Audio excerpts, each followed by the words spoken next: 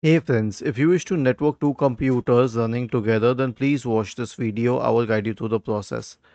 So here's the thing. First of all, you need to be connected to the same network.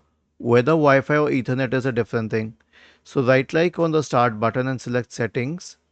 Go to the network and internet tab, select advanced sharing settings, and then you can go to the advanced sharing settings here.